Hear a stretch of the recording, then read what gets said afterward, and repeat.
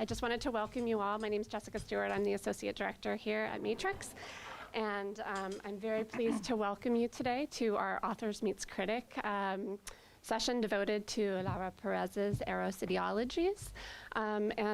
Just a note about the series. This is a new series that we've launched, and you'll see outside that we have a kind of overview of the ones that are coming along next. On March 17th, we'll have Black in Place by Brandy Summers, The Spatial Aesthetics of Race in a Post-Chocolate City. So we have some really great things coming down the pike, and please feel free to take brochures on your way out.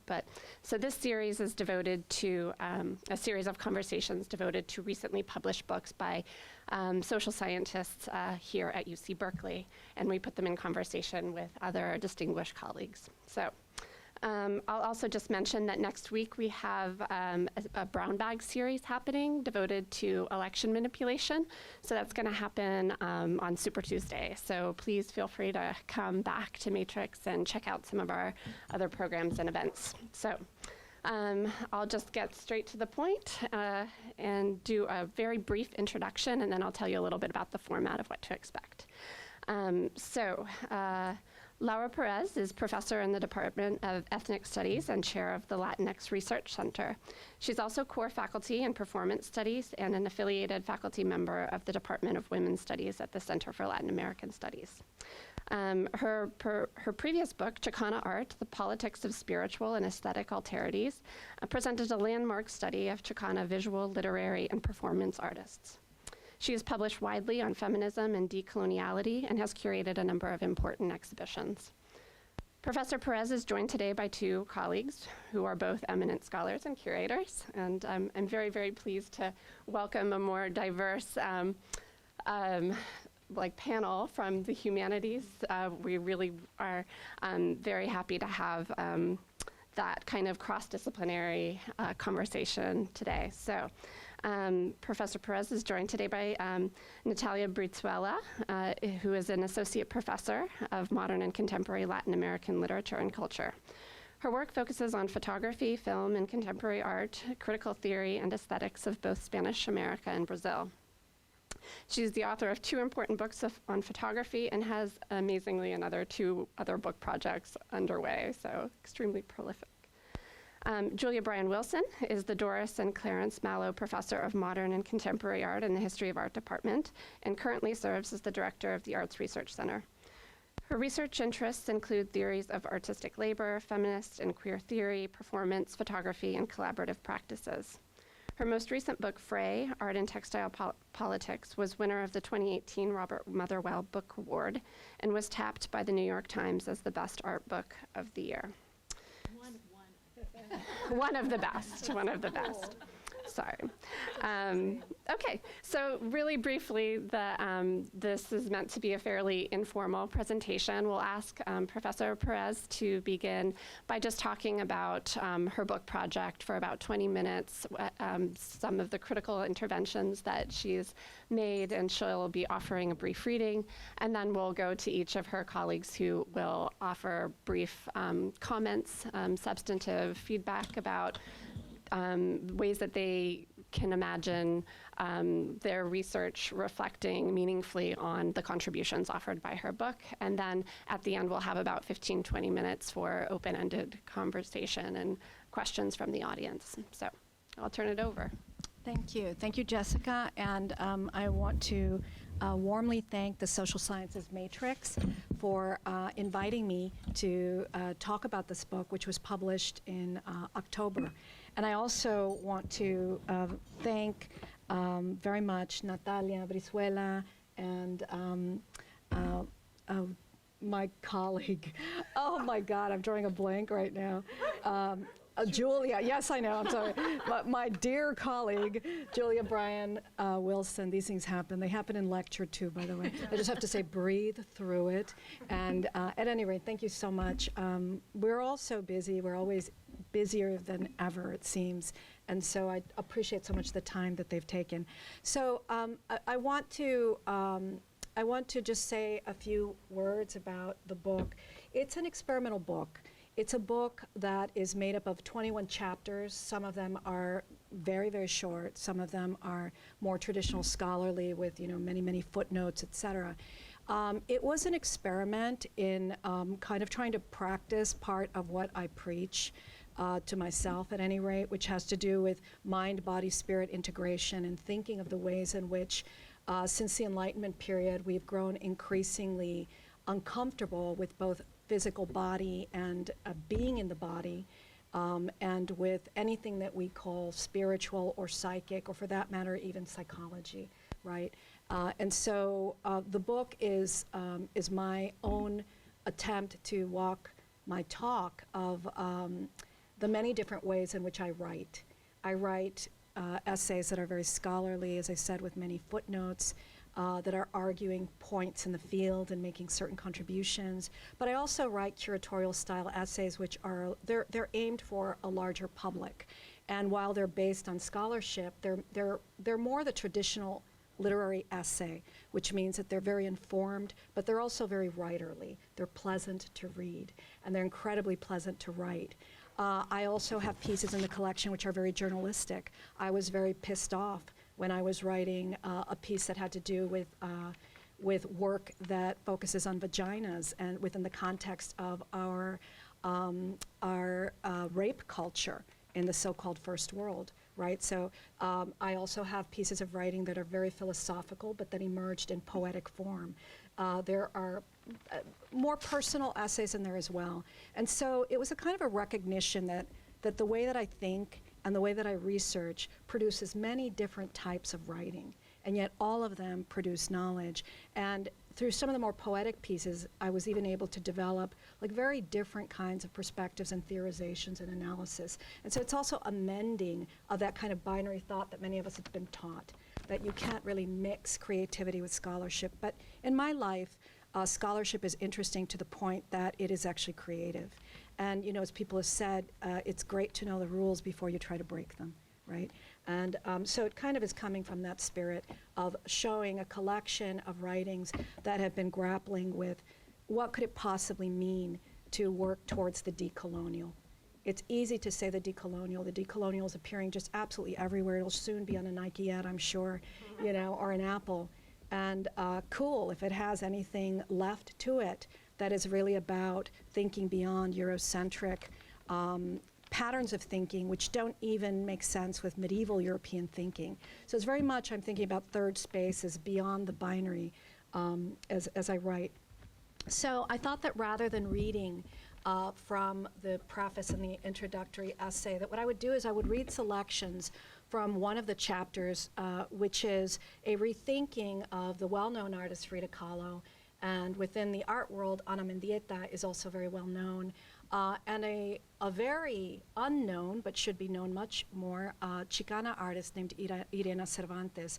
And that chapter has to do with self-portraiture and the decolonial and the strategies. How does one think about doing self-portraiture when the way in which we are seen, perceived, pegged, is very much racialized, when our bodies have been coded in racialized culture, gendered racialized culture. And so in this essay, I kind of put into practice some of the things that I'm talking about in those first introductory chapters. So let me take a little run at this chapter, and if I see that it's, I did time it, but since we have the introduction and everything else, if I see it's going on a little bit long, I'll nip it in the bud, but at least you'll have a sense of the way that I'm working with the concept of the decolonial and how in the essay and how throughout I'm also appealing to truly a more universal way of understanding reality, self, and being, and that we take seriously non-Western knowledges, whether African diasporic or indigenous or from Buddhism, right, and Hindu thought, that we take more seriously that these so-called religiosities or spiritualities are actually philosophies in the strict sense of the word, although understood differently than the post-Enlightenment West has understood philosophy.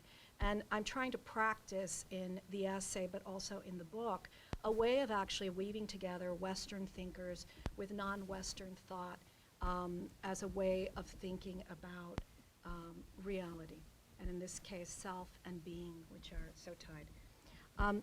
The self-portraits of Frida Kahlo, Mendieta, and Yreina Cervántez grapple with representing the material absence of the hidden or unseen that makes up our interiority. The self as a spiritual being, the ghostly social figure of the racialized and femaled, and the self as part of nature. A not fully knowable being that exceeds socially constituted versions of self or quote-unquote identities, yet is simultaneous to these. They worked, and in Cervántez's case, work, through this paradox by hybridizing Western and non-Western notions of the self and perspective and employing visual languages and materials, particularly natural elements, whose meaning is informed by non-Western cultures. All three artists chose self-portraiture. In Mendieta's case, through the silhouettes, that she called self-portraits and her quote-unquote earth body work as the terrain upon which to investigate the limits of representation and perspective, reaching beyond what is overdetermined by cultural and historic specificities. While fluent in the dominant Western art histories of their times, but as students of non-Western thought and art, all three work against the grain in examining being in ways that unmoor gendered, racialized, and other dehumanizing identities through recontextualizing the historical, social, and culturally specific against the natural world of flora and fauna and the life energies connecting these. In their self-portraits, all three artists center representation of the physical body or its identifiable trace within or surrounded by vegetation or animals or in the earth, drawing on their study of non-Western art and non-Western philosophies of the energetic or the quote-unquote spiritual interdependence of all life forms.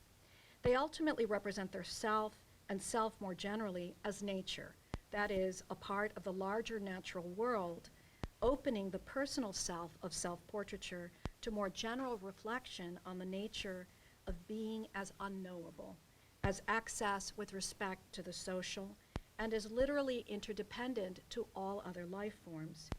In traditional European portraiture and self-portraiture, objects adorning and surrounding the subject typically supply information about the social life and character of the person pictured. In Kahlo's and Cervántez's self-portraits and in Mendieta's Silueta series, when nature is the environment in which they place their images or more abstract references to their bodies, the identity they point to in a sense as elsewhere, even as it unflinchingly records the appearance of the physical self in Kahlo's and Cervántez's paintings or the outline of Mendieta's body. And while not reserving to women a particular relationship to nature as one that reinforces sexist and racist pseudoscientific assumptions about women as essentially more animal-like and therefore farther from reason and civilized impulses, Kahlo, Mendieta, and Cervántez embrace self as nature, interrupting binary and human-centric assumptions. Nature functions in their work as a way to undefine or redefine self and being. In turn, nature is imbued with intelligence and pictured as animate, while relations between human, plant, animal, earth, and cosmos are rendered porous. The image of Cervántez's face in Big Baby Balam is covered with hybridized glyphs and genetic codes that signify water and different forms of vegetation, suggesting that we literally are made of the same matter as the rest of nature. Furthermore, in this piece, as in other self-portraits by her, the image of the artist's body is marked by symbols of an animal with which she identifies, thus picturing herself as a were-jaguar, given that the jaguar is said to be symbolic of the coexistence of spiritual and physical being in Mesoamerican traditional cultures. The image of a human-jaguar hybrid emphasizes transformation or transformed being, something in between the human and the jaguar.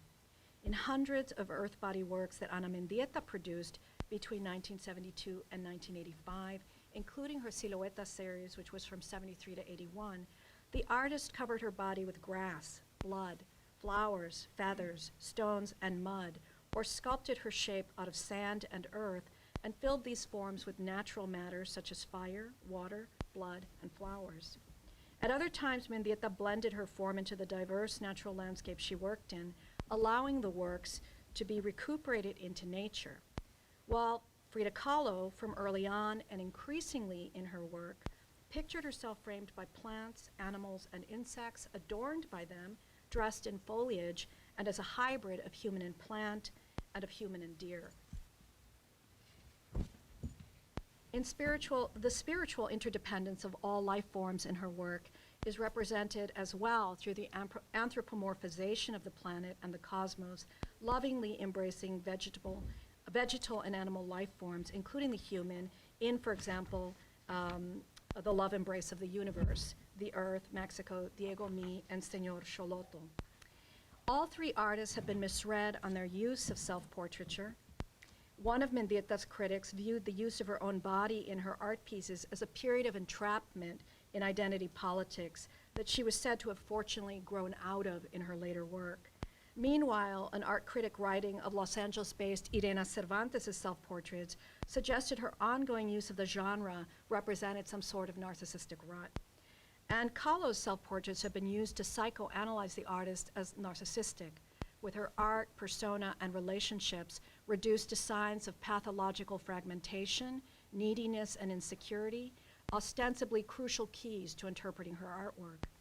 Even in more recent publications, her artwork continues to be read as if it is a diary page documenting her emotional life, something the psychiatrist and Kahlo critic Salman Grimberg openly asserts about her self-portraits and her still lives.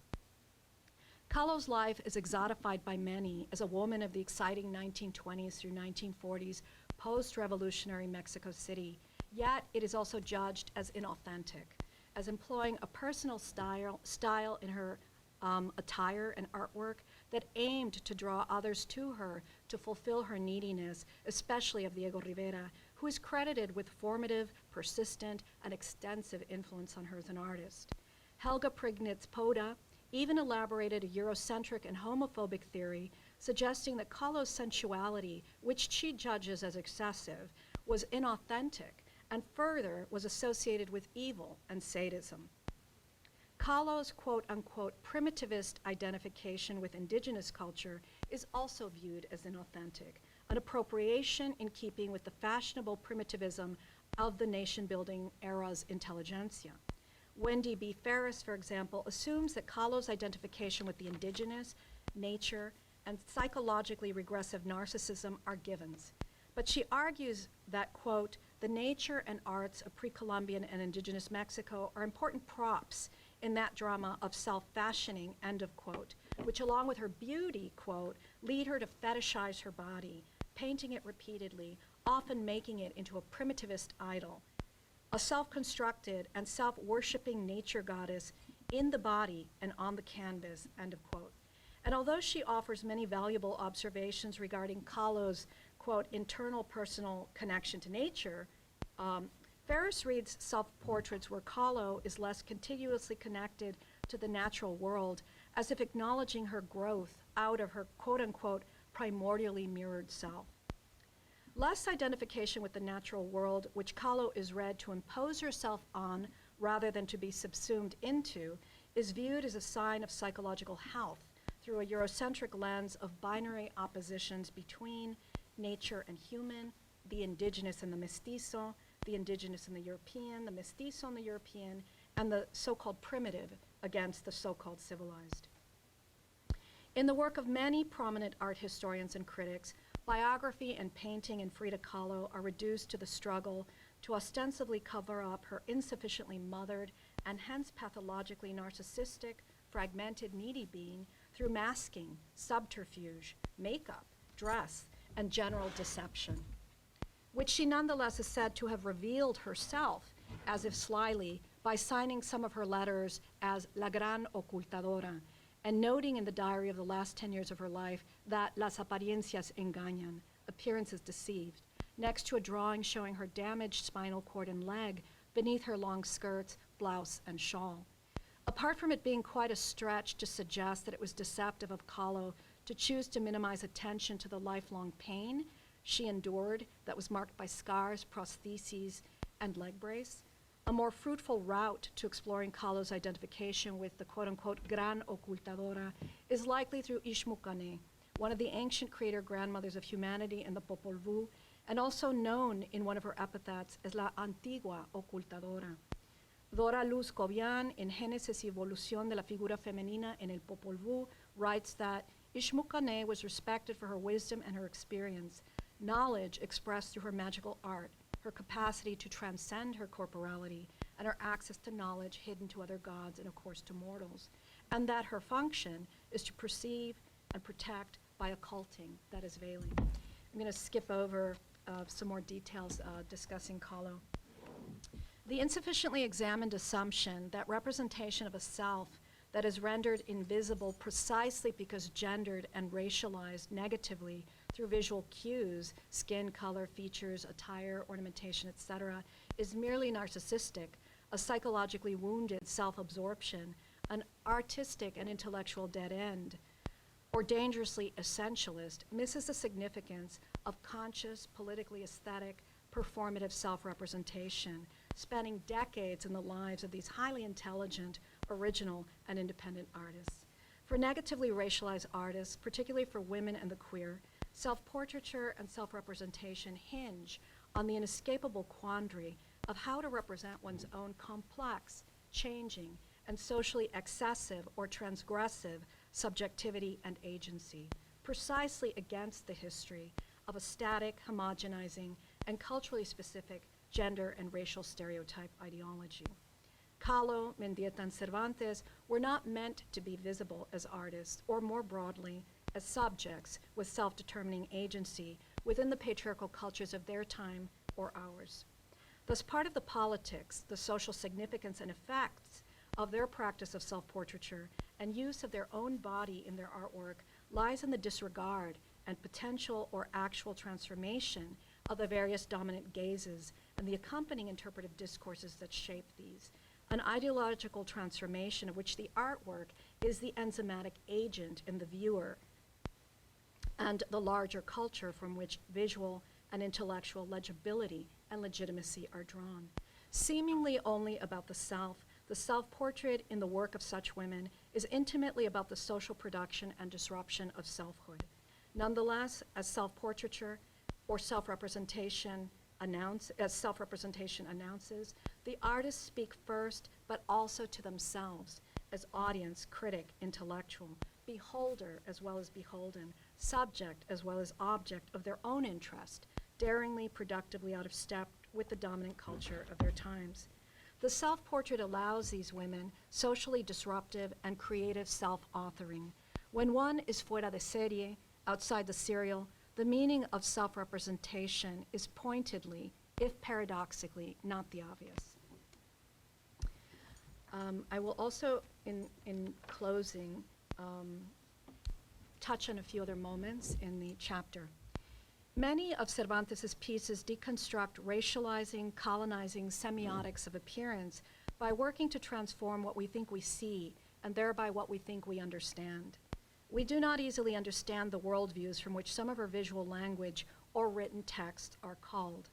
Kahlo embraces the indigenous within the mestiza, whether her own or in other subjects. Her mustache and connected natural brows are also negatively racializing marks of non-binary gender identifications or more androgynous or quote-unquote manly femaleness that she also embraces. And Ana Mendieta, from early on in her work, removed all identifiable external traces of the self, leaving only the silhouette, refilling its volume symbolically with natural elemental fluids and matter that, following African diasporic and indigenous worldviews, carried sacred power and life force. Ashe. In this way, giving body to both the question, what is the substance of identity, and its response, nature, but a nature greater than the humanly graspable. All three artists knowingly refused and refuse the performance of expected socially conforming identity in their self-representation, and instead investigated or continue to investigate fuller notions of the human by exceeding racialized gender stereotypes and ideals and working toward decolonizing perceptions of themselves and in the viewer. And I'll finally close. Identification with nature is literalized in Mendieta's performances as nature, as part of tree, as part of soil, as part of roots or fields. Perhaps this is another way of thinking of the shamanic concept of the capacity to identify with other life forms to the point of transforming into them, as in Cervántez' self-portraits as were-jaguar, symbolic of the non-material self that is in identity with an inspirited natural world whose vitality is characterized precisely by constant movement and transformation. Identity as nature, a nature of constant movement and transformation, and the transitory nature of the human, especially in its social embodiment, is an important part of the process of self-reflection and self-possession that the self-portraits of Frida Kahlo, Ana Mendieta, and Yreina Cervántez record. But rather than constituting a pointless archive of the traps of narcissism and self-absorption, as various critics have argued, they allow meditation on the nature of being in the face of social and physical suffering, and more generally, of the inevitable mortality of the flesh. Profoundly philosophical, if by this we mean reflecting on the nature of being and thereby conceptions of self and identity, the self-portraits of Kahlo and Cervántez and the performance sculptures and siluetas of Mendieta explore the nature of self as not social self, as multiple, as matter and non-matter, as specific, socially circumscribed identities alongside identity as nature and cosmic being. Beyond asking what is self, their work asks what is life and what are its forms, what constitutes lasting being. Their work powerfully responds. As Gloria Ansaldúa observed, for images, words, stories to have this transformative power, they must arise from the human body, flesh and bone, and from the earth's body, stone, sky, liquid. Gracias.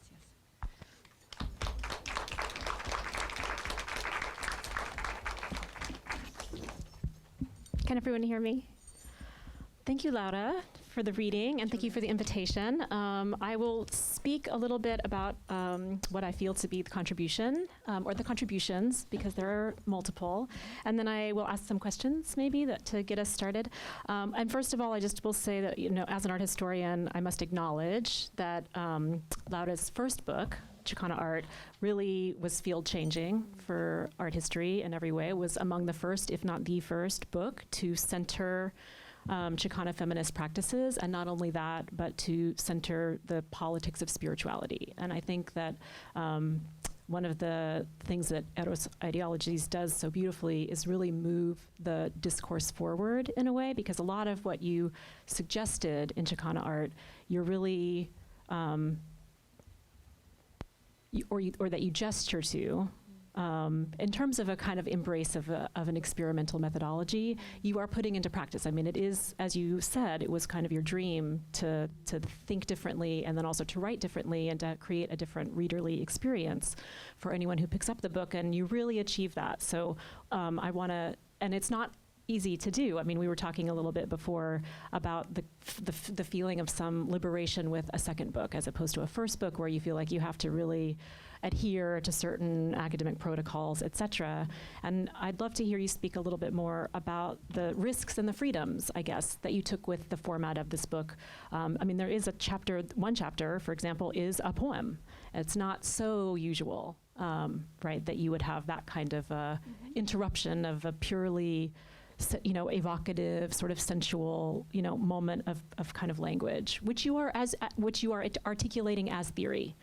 So I guess one of the things I want to say, not only about Chicana art, and even more importantly and impressively about Eros Ideologies, is how much you are launching a full-throated defense of woman of color theory from the 1960s and 70s as theory, as critical theory. Right. And I think it's one of the most powerful parts of the book and sometimes you are quite pointed and sharp in your critique, and I'm gonna talk about that a little bit, because for me it was very clarifying, very helpful. Laura, as many of you know, has been teaching women of color critique classes, seminars, thinking about the importance of those writings, people like Gloria Ansaldúa and Audre Lorde, et cetera, in the 60s and 70s, and how much that really was foundational for what then became known as post-structuralism. And then in fact, a lot of what we now call post-structuralism was enacting a kind of erasure of those voices that had come before. And in a kind of searing few paragraphs in one of your chapters, you talk about the fact that, the word intersectionality, which was importantly introduced in a critical legal framework by Kimberly Crenshaw and is used, is a very relevant word, of course is picking up on the notion of the simultaneity of oppressions that was circulated by the Combahee River Collective in 1977, but how all of that work just somehow gets rendered, the word you use is rendered self-evident. It's rendered self-evident such that it actually is hardly ever cited as foundational. And you talk about a talk that Jasbir Puar gave on this campus, someone who is not interested in recovering those voices, turns instead to someone like Deleuze, also doesn't, is not interested in intersectionality, wants to talk about the assemblage. And I think it's a really pointed and super crucial part of what this book is doing is to say these theoretical voices as theory have been so crucial, so nuanced, so subtle. They have so much still to offer.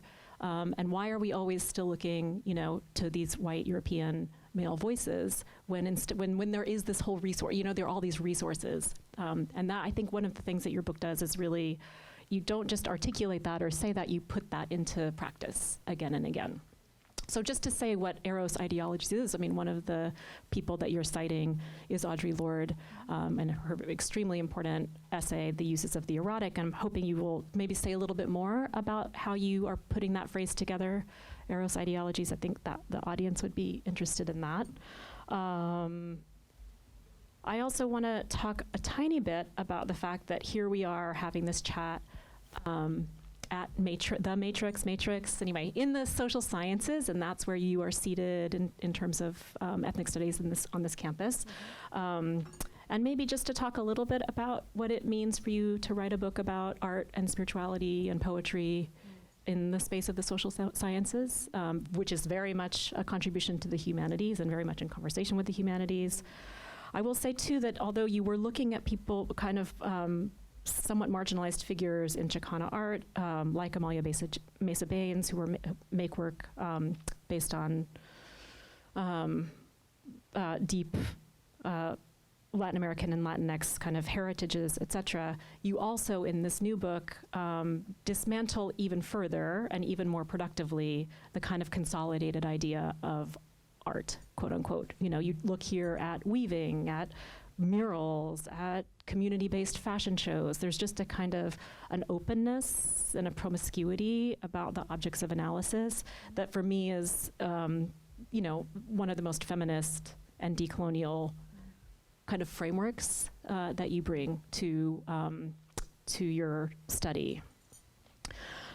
The question along with the question about Eros Ideologies is about your relationship to Carl Jung, because you mention him as an important touchstone for you, and I will confess some ignorance about him. I will also confess I'm sure I have a very caricatured understanding of him and what he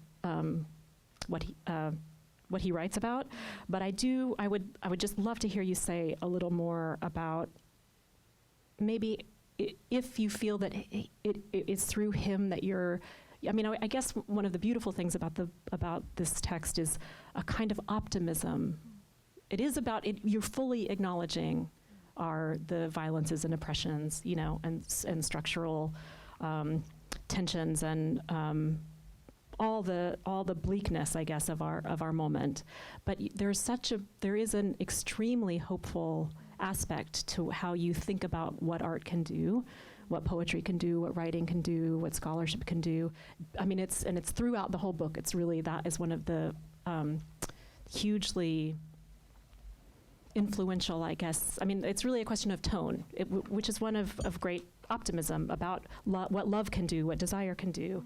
And I think, and maybe my theory of subjectivity, you might say, is a little more grim than what felt like was on offer. And I was wondering, is this because fundamentally I have I can't help but have a kind of Freudian hangover, or that's my burden, or I have that, that's how I came in some ways to a theory of subjectivity. And if you came through Jung, maybe we just have different orientation, you know, that has to do with like my feeling that even that love is that we're opaque to ourselves, you know, that love is as much about, you know, lack and longing and destruction as it is about wholeness and pleasure. And, you know, I just think or maybe you're just like a more advanced person than I am. But I would just, if maybe. No, those are great. Yeah, so just, those I guess as jumping off points, maybe we could, I don't know if what the format exactly allows, but that would be my main question, is to say more about how Jung has helped you, maybe, and maybe that's not the right question, but about your theory, you're a kind of hopeful or optimistic spin on, I guess, even just the nature of, subjecthood. Maybe I'll kind of piggyback on that, and we'll double them up.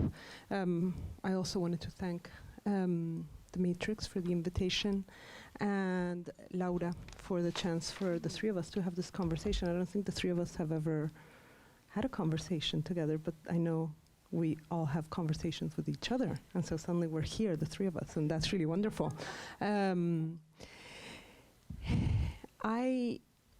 I guess I have a couple of topics that I would like to just be in conversation with you about, that Eros Ideologies has given me the chance to think about. And I'm going to say that they are very much in conversation with a graduate seminar that I'm teaching, of which some of my grad students are here in this class, that is on feminisms and life. And so we've been, throughout the last 5 weeks, talking and thinking about a number of the questions you raise in the book, and that speak to this question of kind of a positive outlook and the notion of life, right, versus perhaps death or the bleakness that of our current times, and of a certain kind of, extreme biopolitics to which a truly intersectional feminism responds to with life. And I think that you're there. But I also, in that regards, I wanted to ask you first, like, feminism as a term and as a lineage is, you very consciously decide to kind of keep it out of the book almost, even though that's what you're enacting all the time. But you never, you don't seem to claim it. And so I wanted to ask you about that as a strategy. Why, even though the entire project is a radical, kind of feminist of color critique. I wanted to hear you talk also more perhaps about ideology, which comes with Eros in your work. But I guess to me, and maybe I'm just like this, also, I feel like hard-headed person, where I can't get Althusser out of my head, but maybe because it was just banged into me. Sure. So I think all of us. Yeah, right. Yeah. So I was like, well, why am I stuck on the fact that, like, ideology is something that operates in us? Well, for you, ideology is a form of doing, a form of claiming agency, and everything I have always been taught is that ideology is what we cannot control, but what art can break, right? And so here's a quote that I love from a 1966 brief text of Althusser that's called A Letter on Art. And he says, what art makes us see and therefore gives us in the form of, and he puts it in quotation, seeing, perceiving, and feeling, and he opens parentheses and he says, which is not the form of knowing, is the ideology from which it is born, in which it bathes, from which it detaches itself as art, and which it alludes to, right? So I think ideology in the plural, which is also kind of a radical distinction with Althusser, works for you in this radical feminist form of critique as something that that a subject that is already not singular. And I think maybe there's something there to relate to this question of that ideology is what that non-singular form of being grabs and kind of has as a tool to decolonize. But that's like you're proposing a radical new theory of ideology, at least to me. And so I wanted to ask you if you could, talk a little bit about that, and why. What do we want to keep the word ideology? Like, is it a term we want to stick to? Or what does it do? What could we free ourselves from that term because of its heavy history in Marxist and post-Marxist, right? Because ideology for you is liberation, or ideologies are liberating, right? Well, we have learned that ideology is what alienates us, or what we have learned, I should say, according to a Western intellectual lineage, right? And then the other thing I wanted to talk about is poetry that Julia also mentioned. And poetry is really central in this book. There's 3 chapters, chapter 2, chapter 3, and chapter 16. You open them and you are faced with something that looks more like poetry than an essay, right? Or an article or notes to reading, or, right? And so for me, that is also a reference to Ansaldúa that figures so closely, right? And to this bridge called My Back, and the belief that only in the multiple, so a book that, in the case of Ansaldúa's book, right, it's composed of multiple voices, multiple approaches, that only in the multiple can really democratic form of life emerge, right? And central to this bridge called My Back, and central to your book, is, of all those multiplicities, is poetry. And I wanted to ask you to talk about that. And to me, it seems that there was you were someone suggesting perhaps that the real way to decolonize is through poetry, because poetry perhaps encompasses all the other forms of making and living that you touch upon in the book. But I also wondered if poetry perhaps is central to your argument and to the format of the book, because poetry is what always already assumes an addressee, an other that can be the I, right? A poem is always a voice that assumes a you. And for you, this phrase, tú eres mi otro yo, right? You are my other me. And so, that is something one can weave throughout the book, right? It appears in numerous essays. And it seemed like, oh yeah, tú eres mi otro yo. If all poetry is an I speaking to a you, right? If that was also why it figured so centrally. And then the last thing that I wanted to talk about was the question of the spaces of art, because there's a central text in the book that is about museums, right? And you do this brilliant, incredible critique of museums, right? And the place that they have occupied for the construction of epistemologies in a colonial framework. And so I would want to know, well, what would be the spaces of art in non-Western communities, right?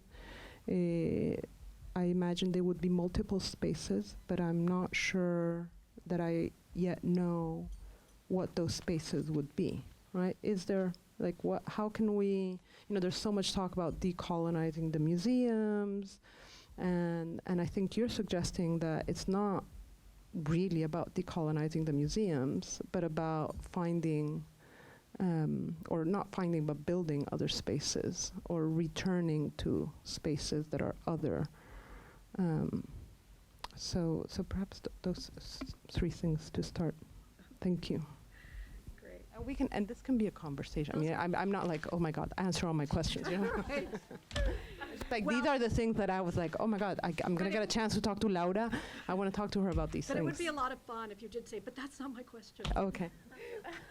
Could I have a little water, please? Yeah, thank you. Thanks. Those are like amazing questions, right? I mean, I'm so grateful to you for them.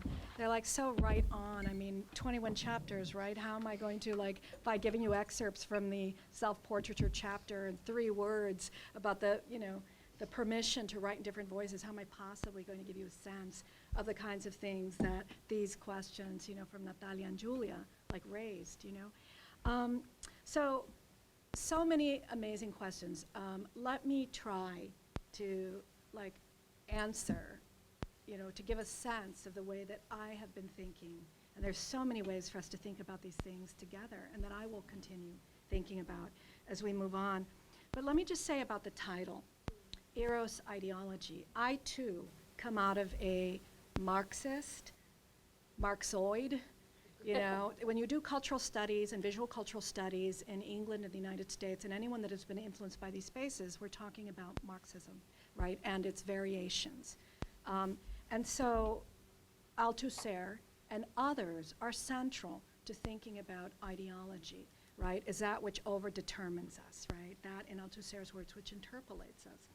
But third world scholars who write about literature in particular, that was one of the first places that emerged and who theorize from that space, have also, and US people of color in various disciplines, have pointed out that it isn't only dominant culture that can produce ideologies. That is to say, what we say is, Spivak famously said, we can't be outside of culture, outside of ideology, what a fantasy.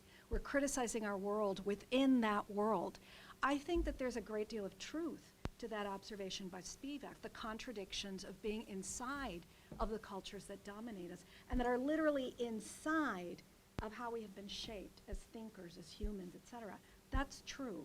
And however, as I was saying, from spaces of marginalization, right, the response has been, we also have coherent forms of understanding reality, which to me is what ideology is. Ideology for me is the soup, in which all the pieces float.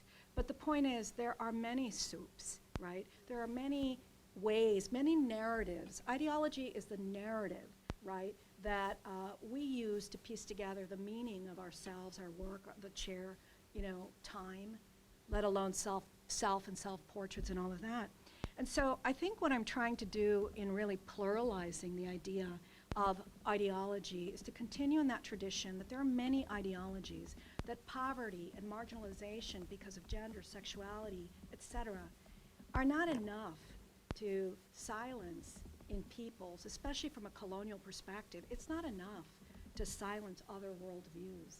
And so when I talk about ideologies in this book, and I also talk about philosophies in the strict sense of the definition of philosophy, although not exclusively from a Western point of view, I'm absolutely taking seriously that there are traditions that are incredibly complex, absolutely complex, and that explain reality, and that explain being, and that explain the activity that we happen to call in European languages art.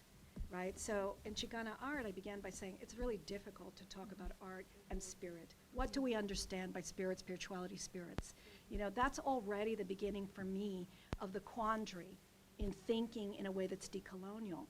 But so let me just say, so I do think that coherent enough understandings of reality is what ideology points to, and that in a decolonizing way, it's important to take seriously other people's ideologies, right? It's not simply tied to class, as Althusser, I think, would have argued. Eros is something that I think that for myself, I'm pretty much over the binaries of leftist thought and right-wing thought. I personally, I mean, I've spent a great deal of time thinking about this, a great deal of reading and critique. I feel that so much has been given to us that has been really productive, and I completely view so many of those thinkers that come out of the left as allies, you know, as like godparents, you know, people who have really shaped me. And that even if they didn't talk about spirituality, when I think about post-structuralism, I think of the gap, the excess, the slippage. What is that if not the spirit? You know, I mean, a way to try to speak about that kind of human access that moment of leftist thought could not allow. You know, we need support to like break new ground. And this is why I think Freud had such a terrible time with Jung, because psychology was so young that he basically said to Jung, please stop talking about psychic phenomenon because we are too young. Already people think that dream analysis is not scientific enough. And so those people thinking about 100 years ago at the height, you know, of scientifism were in a terrible state. It was incredibly difficult, right? In the same way that in Latin America and among US minorities 100 years ago, it was super hard to talk about well, less than 100 years ago, it was super difficult to critique race because eugenics was science and science was objective. And we did not yet have the critique, not in the mainstreams, but we did in the margins. We did not yet have the critique that science isn't actually science, that it isn't actually universally objective and true for everyone. And so we have all these difficulties. But I link Eros to ideology because ideology for me is about the political. It is about the way that we choose to narrate reality and then enact it. And it's, as Fanon pointed out so long ago, the psyche is a very crucial place for controlling and disciplining people. That was his argument. His argument was that after a certain point, and this is where Chela Sandoval says that Foucault should have really credited Fanon for these observations, that discipline and punish, right, Foucault's argument that in modernity, we don't really need the guns pointed straight in our face. We know they will come out if push comes to shove.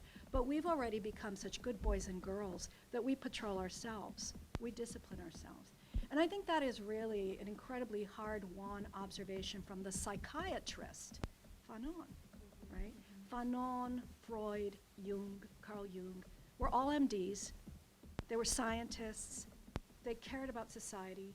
And they ended up realizing that if they really cared about their patients, they were all seeing a similar phenomenon. Fanon was seeing this among mixed people, Creole people, internalization of self-loathing, you know, but Freud and Jung were seeing neuroses as like a common phenomena among the moderns of Europe.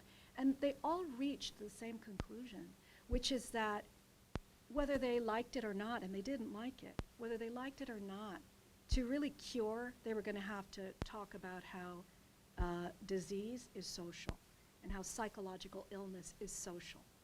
And so in that sense, I think Jung, to come to that point, Jung becomes very important to me and kind of I move in a different direction from some of the contributions that Freud made. But before I go there, I'll just say this, that I was moving towards and then interrupted myself and went another direction. I wanted to say I connect Eros with the ideological in the political sense of ideology because I think that Eros has been really feminized.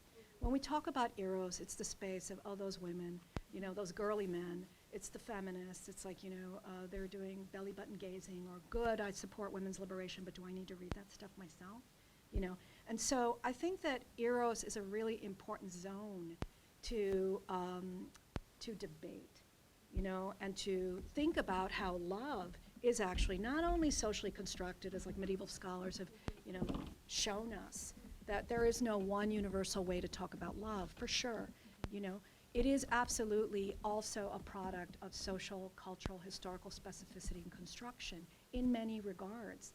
But love, again, one word that is trying to do so much work, love is also another way of thinking about relationality that is positive and productive. And when feminists wrote about relationality in the 70s, they were not so, it didn't take too long for that to kind of be dismissed again as like a girly project. Relations, relationality, don't you see the contradiction that women have been assigned the role of caring? True, women have been assigned under patriarchal cultures the role of caring, and in many ways also the role of religious or spiritual caretaking, absolutely. However, that's just not enough. That can't be why we don't go there to think about positive relationality. And so I kind of want to take the cooties off of talking about love. I want us to be able to talk about love in a way that is not like all gummy and sentimental and simply romantic or simply sexual. And I think that talking about love as eros, kind of looking at the grammatical roots of in Greek, but also looking in other languages and cultures. Why do indigenous traditional cultures of Mesoamerica locate the heart as being a far more important place than the brain, even though the brain is not trashed? The brain is fundamental, but there isn't a feminizing of the organs of the human body, right? And I think that kind of feminizing we see in the mind-body split. I think it's very risky. It was very risky for me to talk about spirituality when I wrote Chicana Art. It was also very risky for me. It's like I seem to like risk to talk about Eros, right? But what that does is you kind of begin and know, what am I doing? Like, why? I mean, am I reinforcing stereotypes, women of color and spirituality, women of color and Eros, women of color and nature? Yes, I am, unless I explain it some other way. And that's my point, to shift. And not just to give up the territory and say, later, I'm going to be like performing how good I am at dominant cultural philosophies. Don't stereotype me, because I do what dominant culture can do.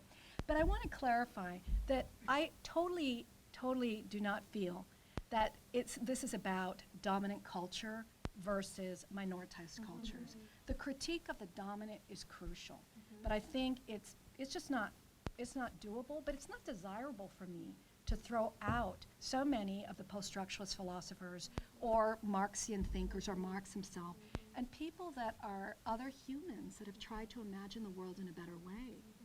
Marx has his writing, which is on, love and emotion, right? I mean, these are like, there are all these zones of what is silenced as real thought.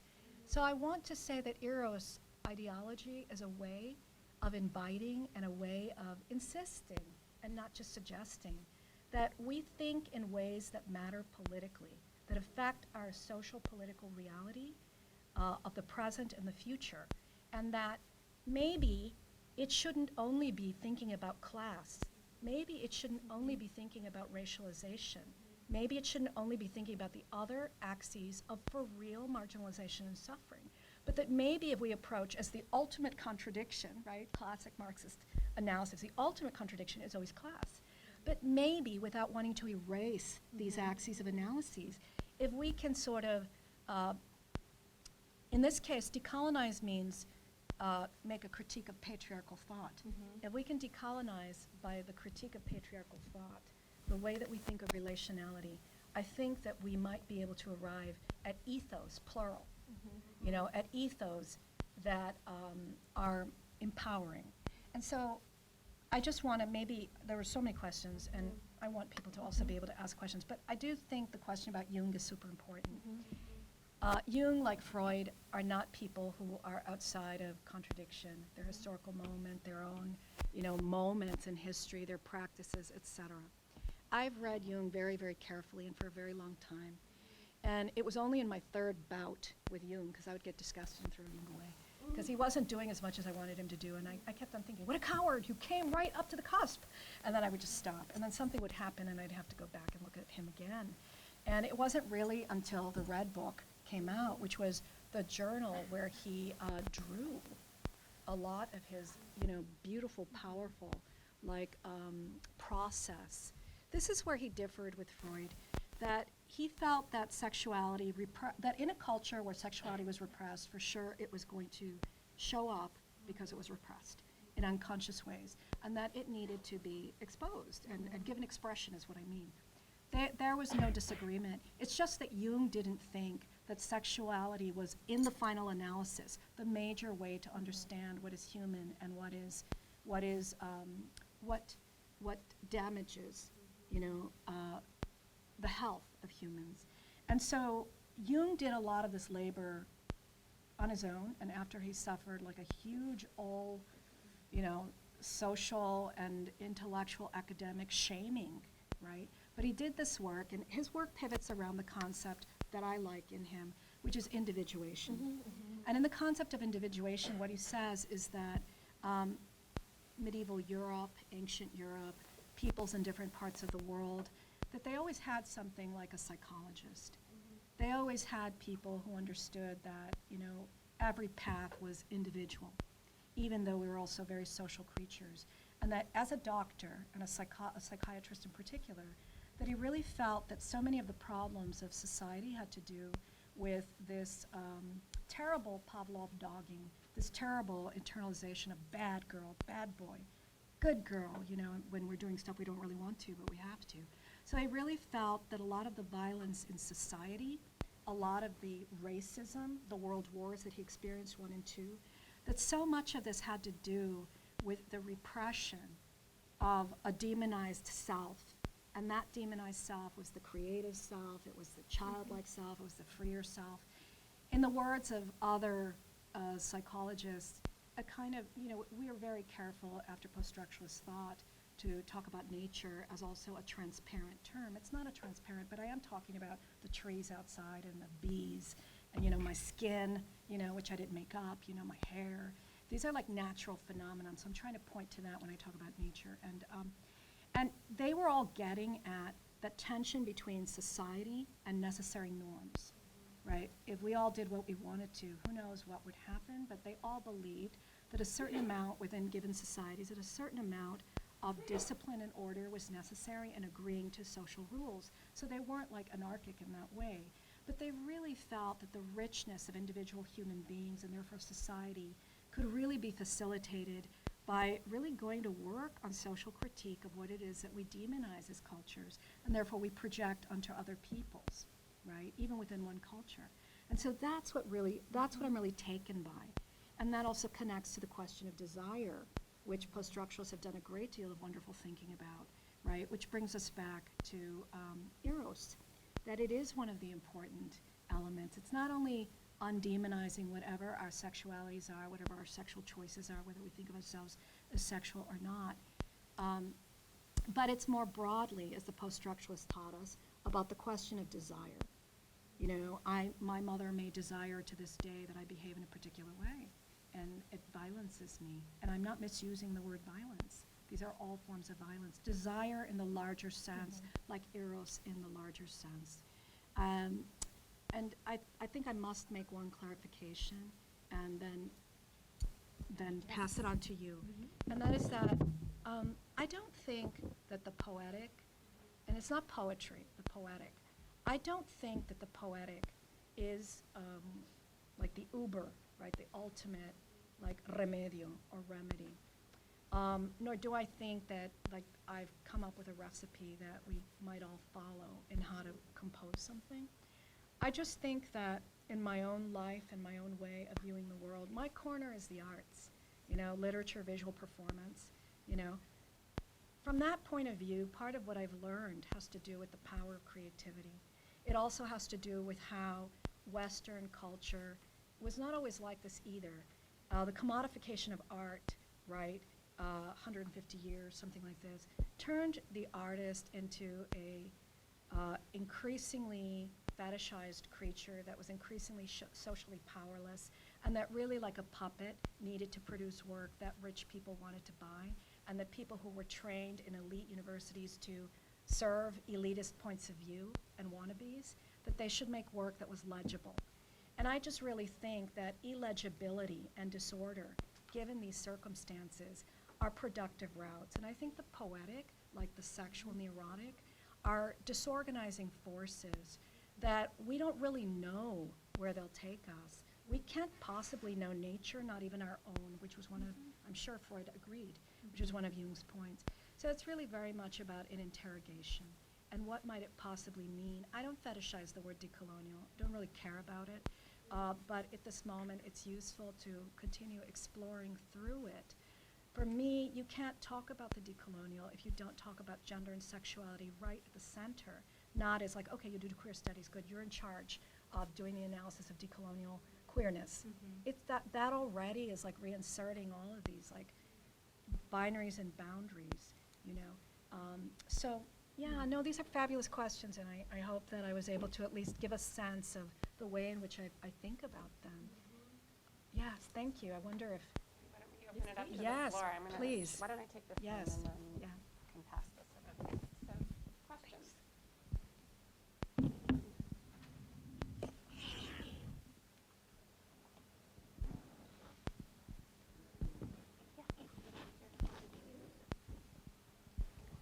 I haven't read the book. I ordered it as you were speaking. Oh, thank I must admit. I'm glad it had that effect. Yeah. Instead of But- the opposite, cancel my order. But what I hear, if I'm correct from this talk, is that you're in a sense following the Anzalduan model of conocimiento.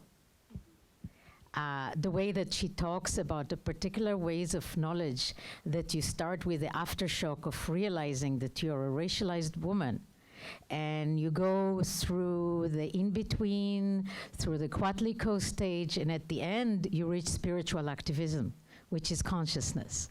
So I wonder if you can explain your dialogic with this kind of the Anzalduan mapping of the border zone between poetic representation and the epistemic murk of daily life. I absolutely have been shaped by Anzaldua's intellectual meets artist, which is what I think Borderlands is. You know, it's about how to make space for her unruly feminism and her unruly queerness and her unruly woman of colorness as a Chicana. And for her, that meant all kinds of investigations into spirituality, into extraterrestrials, right? So those of us who think we could follow her everywhere, well, we might not be able to, right? So, but I actually arrive at Jung because in Borderlands, she cites Hillman, who was a Jungian. And so I read Hillman, and then I went and read Jung.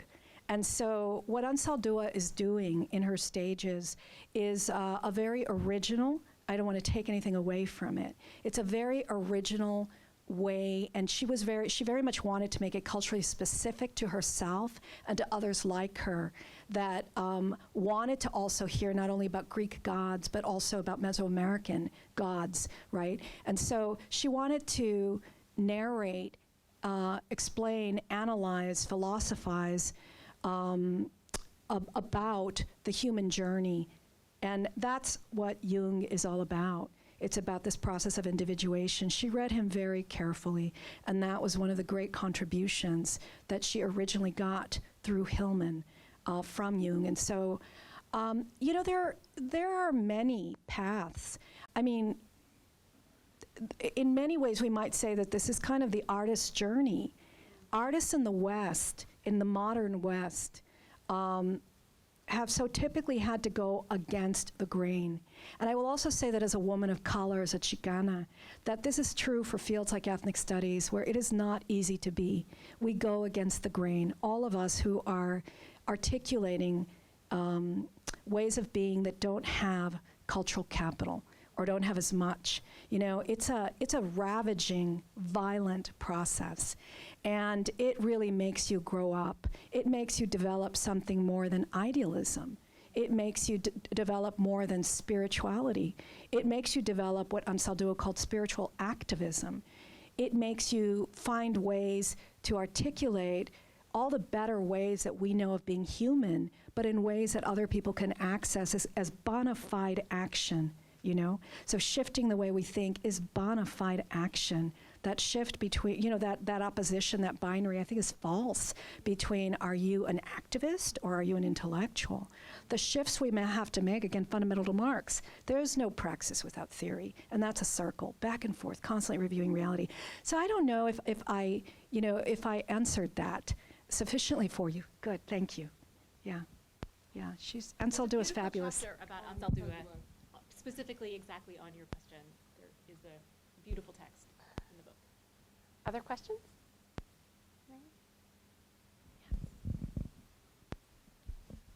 Hi, yeah, thank you so much for this. Yeah, I actually was one of Julia's, I think it was Julia's first question about the kind of shifting into the more experimental form and kind of how that's felt with publishing a book. But I mean, the writing process, your practice of writing and also publishing, and then also that kind of question of the disciplinary and sort of where it's situated, and this question about social sciences versus humanities. And if you could say more, thank you. Yes, I have totally felt anxiety.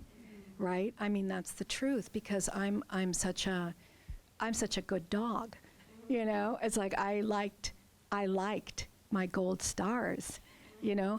And so this is part of the real process of like examining ourselves and the degree of, you know, our own psychology, et cetera. When I did the first book, Chicana Art, you know, I had always, from a grad student days, been looking at performance and at visual art as well. And my bent was always experimental writing in whatever form it came.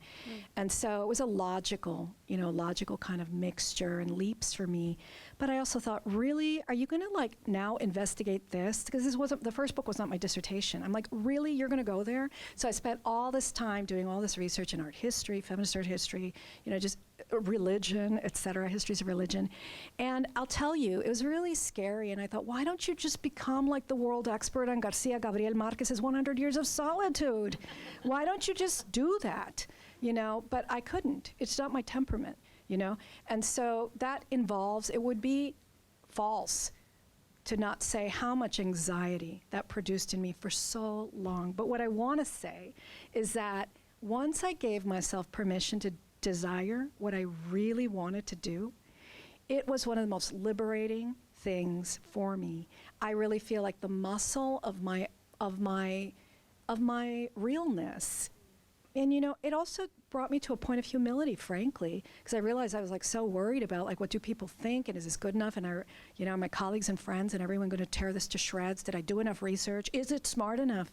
And of course I'm responsible to all of those things. But there is risk when you really want to make a contribution. You know, what is it that you are looking at that hasn't really been looked at before? Not everyone has that same profile, but I do. And so I have to say that Chicana Art was structured as an altar installation. And there's so much in that was already incredibly pleasurable. So I knew I was on the right path and just incredibly rich. And I realized that, you know what, my contributions may be really tiny, and it's really okay. And people will criticize it, and rightly so, and that is how the field will grow, you know? And so I think that's the moment of like humility, that you kind of take off that huge egomania of like, I have to be perfect, I have to know everything, you know? There's a time when you know whether you've done an honest labor, and a time when you know it's time to let it go because you have other projects, and other people have other things to say. With this, I can't tell you also how healing it was to say, you have so many drawers with so many journals, with so many notes, with so many perspectives, with so many voices, and they're all you. And interestingly enough, in a poem, you might have analyzed something way better than you did in that long, clunky essay. And so it had to do, and so these are super polished, years and years of editing, you know, and letting things go into the garbage where they belonged, because they weren't ready yet, you know. And so I'm a strong believer in what art teaches us, that we have something to say. It doesn't matter if it's big or small. And I also, in talking to people like theoretical mathematicians and physicists, I understand that creativity is crucial, and the capacity to be abstract, you know, and to envision. And so I think it's one of the things that we need to demystify, you know, what the role to really own creativity as a source of politics as well as of greater integration as human beings. So. At the end of the book, you give a beautiful figure for that. The closing chapter is called Crooked Lines. Writing with crooked lines, right? And so Laura goes from crooked lines to serpentine writing to spirit writing. And I think, you have just described what that is. That maybe is your method and your beautiful contribution in the book. Any other questions? Thank you. Could we maybe go back to Natalia's question about alternative sites outside the museum and the Decolonial? Yeah. Oh, I'm glad again. Thank you for that question, and thank you for reminding us again. These are like all amazing, gorgeous questions, because as you see, we just talk so much about each and every one of them in such a productive, fruitful way. I do have a chapter and on museums, and I originally presented that to a bunch of bridge students, and I wanted, summer bridge type students, and I really wanted to, I said, how can I talk to them about art, in museums in a way that will make sense and that will give them a sense of agency, that they just don't walk through a museum and, oh, I don't know anything, or should I be quiet in the museum? The walls are white. They just yelled at me for stepping over the line and looking more closely at that painting. And so I really, I had taught a class on museums and the politics of museums and racialization. So I had all of this, and my task was to translate it into lenguaje abordable, like language that anyone can think about. But I think that there's a museum in Mexico City, or there was, and it was somebody's house, and it included the bathroom. And I love that. And I also love when people started doing okay, you won't let me in the museum, let's do it yourself. We're gonna rent that storefront. So I think it's all out there, but I absolutely think that the museums that are major, that have been built with our ancestors' body parts, that have been built with plunder, that are part of, that would be impossible without the imperialist ventures, the objectification, the dehumanization of people and their cultures. We can't just say, okay, you bore me, I'm going somewhere else. I think that part of the struggle of democratizing, the idea of the museum, we have it, it's there. And today in tourism, I'm the first one who runs to museums. That's my favorite thing with bookstores and restaurants when I'm in a new city. And so I think it's really a question of how well the museum, like the university, how well it represents the knowledges in a respectful way of peoples from all over the globe. I'm driven in this book, and I'm driven in the discussion around museums by the fact that I have a daughter who's 23, and that I've had an organic garden for more than 20 years, that the planet matters a lot to all of us, and that we have to find a way to talk across our differences. I think the biggest politics is called respect. And it involves transformation. It involves the humility of not really knowing what the other person has to say or what they've experienced. And museums can be these wonderful spaces where the communities help to create them, because they've been built on, literally blood and bones, but we're taxed heavily, and they bring a huge amount of income into cities. And so while we're made to think that art is really a cushy, foo-foo thing, and do you have the $20 to pay entrance, or are you coming Tuesday when it's free? While we're made to really feel those kinds of things, that we don't belong there, we absolutely do. And as long as they're not transformed, then we're gonna have a secret life, which is if you're classy, if you're artsy, then you can go to that museum and then you could talk with other people about equality, but you don't struggle for it to be in the museum. So it has to be a site of transformation, alongside whatever else people are inventing.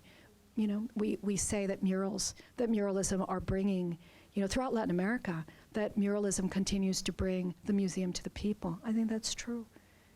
I also don't think that there's a model that I look to, like in indigenous traditional cultures or traditional African cultures, for the existence of, like, maybe we shouldn't get, maybe we should have a different way of displaying things that we might agree to call art or artifacts. I don't oppose those things. I think one lesson from traditional cultures is that, back to the observation you made, and actually your own work, like in Frey, people who have been working with something that, people argue, is it art or not, because it's based on yarn and thread. And I think one thing we can learn by observing the way that people live with objects that maybe we call art, maybe we call craft, is that they live with it. And I think one of the reasons why we're so attracted, some of us, to artists that are full-time artists, is because often, not always, but often we see a way of living that is like beautiful and coherent for who they are. Like their environment architecturally really expresses something really beautiful, like Frida Kahlo's Blue House. The whole environment is a reflection, like choosing to dress a certain way. So anyway, again, another topic that we could, I am so happy to be talking about my book, and I truly regret that I'm doing most of the talking because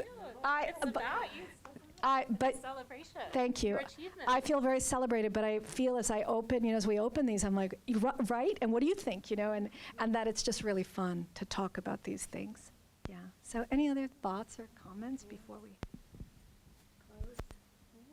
No, well, thank you so much. This Thank is you. wonderful. And Thank I will say from Social Science Matrix that we usually dwell on quite grim subjects, from deforestation to, election manipulation. And so personally, it was a real joy to read this book, because I think it's very empowering about the ways that you put a alternative spin on what's possible and the plurality of voices that emerge within it. I felt that they were all constructive in providing a positive path forward to think differently about the moment that we're in. So thank you. Thank you. Gracias.